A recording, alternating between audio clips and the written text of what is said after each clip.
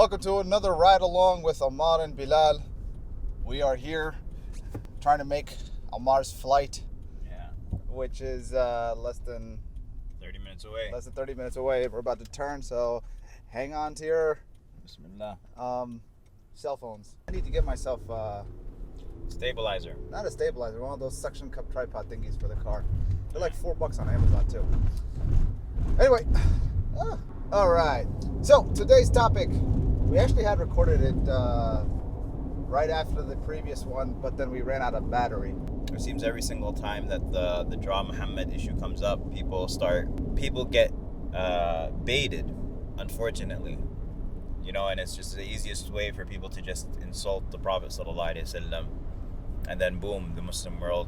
Props to Dallas, they didn't take the bait. The community there didn't attend or protest or anything like that.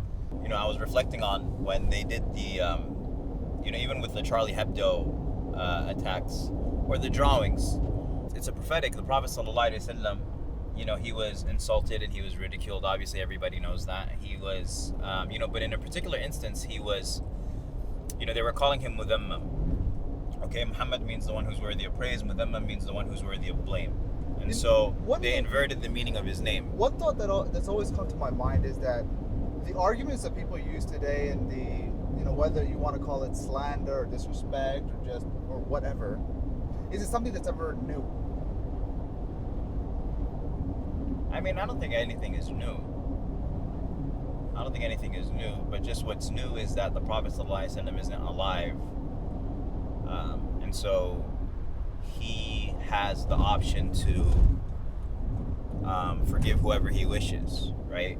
But after the Prophet ﷺ's death, slander, you can't really forgive on people's behalf. True. You see what I'm saying? It's offensive. People, obviously Muslims are deeply offended every time the Prophet ﷺ is insulted. But just something beautiful that was from his life is that during one of those instances where he was being called Mudammam in Mecca,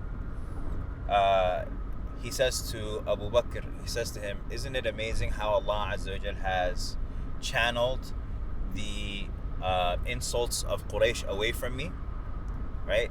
The one who they're making fun of, his name is Mudhammam, and my name is Muhammad. Yeah. Right? So it's literally just like, water off of his back, sallallahu alaihi wasallam. They're insulting Mudhammam, and that's not even who I am. And so I was reminded of that when I was seeing some of these images, some of these drawings that they drew of the Prophet sallallahu alaihi wasallam, because the ones that they're drawing isn't him. It's not him. It's the easiest thing in the world. You just look up his description, and try to.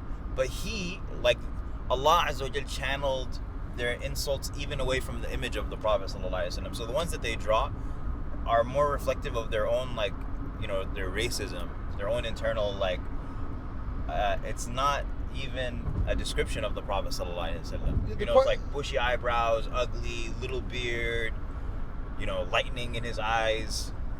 I mean, the question that also comes up though is granted, they totally got his description wrong. What would be the appropriate response to somebody just straight up hating on him? Well, you got into a stupid Twitter beef last night with some woman for no reason. I was just joining in on the ring with Zuhair. Yeah, for no reason. Some lady in India who's obviously hate-filled, and you decide to... Appropriate response, I think, is to ignore. The funny thing is she blocked me. Yeah, because she realized that you have more time than she does. That's what happens when you're rendering video. I was doing research for consumer behavior class when I was in college, and you know how in university the online databases, they have a whole bunch of different white papers and things like that. So apparently somebody, and this was actually published on a JUSTOR or JUS or JOS. You know what I'm talking about? There's an online database of academic, I don't know what it is. They pay good money to get access to it. But anyway, I was doing my research, and I came across this paper where somebody was talking about how do you respond, or what would be the appropriate response to back when the U.S. Supreme Court put together a freeze of different influencers in history that they, I guess, admired and contributed to society, right? So they have like different, people, like, I mean, I guess Heracles is one of them. I might be completely wrong. But among them, they have a frieze representing the Prophet Muhammad sallallahu alaihi wasallam. And the reason they did it was in honor of him being the greatest legislator that mankind has seen. We don't advocate nor do we approve of imagery being created of the Prophet Muhammad sallallahu alaihi wasallam, or any prophet for that matter. So, but the question was, how do you respond to him? And it was interesting. It was the Azhari Sheikh that had responded, and it was documented in that research. And he's basically saying that, listen, I mean, these guys, their intent is not to insult. In fact, it is to honor, right? So that's one thing. And the second thing is, it's like, I mean, they did it, they commissioned it. We really have no say in it. It was interesting, though. He followed that up with actually giving the real description of the Prophet Muhammad sallallahu alaihi wasallam, and it just went on. But I think also you can be creative. Like, for example, here in Houston, Hakeem Olajuwon,